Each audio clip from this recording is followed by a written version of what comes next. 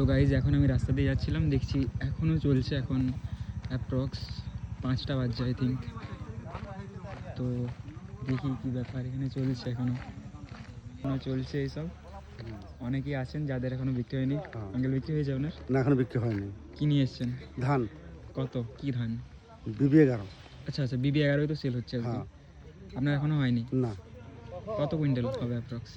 40 quintal. আচ্ছা, তারপর কোথায় আছে? এই যে সামনেই আছে। আচ্ছা, কতক্ষণ চলবে এখন ওই ইয়েটা? মোটামুটি রাত 7টা পর্যন্ত চলবে। 7টা পর্যন্ত? অনেক মানে অনেক হিউজ অ্যামাউন্টে ছিল, আমি সকালে এসেছিলাম দেখলাম, তো এখন অনেকটা কমে গেছে। 7টা পর্যন্ত চলবে তাহলে? 7টা পর্যন্ত চলবে। আচ্ছা, তারপর আঙ্কেল ধানটা কীরকমভাবে রেট কীভাবে পাচ্ছেন কোয়ালিটি অনুযায়ী? রেট সরকারিভাবে 2369 টাকা পাচ্ছি। আচ্ছা, আর বাদ কীরকম যাচ্ছে? বাদ যাচ্ছে মোটামুটি কুইন্টাল 5 কেজি 5.5 কেজি। কুইন্টালে 5 কেজি 5.5 কেজি বাদ যাচ্ছে। আচ্ছা, আর আনাআনিতে একটা খরচ তো আর আছে? সেটা ট্রাক্টর ভাড়া আছে, লেবার খরচা আছে।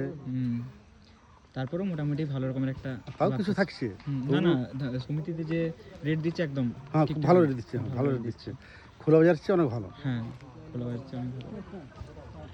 যাক, বিক্রি করুন, এটা আশা করি। মানে যদি চলে তাহলে আমাদের লোকাল চাষি খুব উপকৃত হবে। লোকাল ফার্মারদের অনেক বেশি উপকৃত হবে। অ্যাকচুয়ালি যারা মিডিলের যে সমস্ত দালালগুলো আছে তারা একটু জব্দ হবে।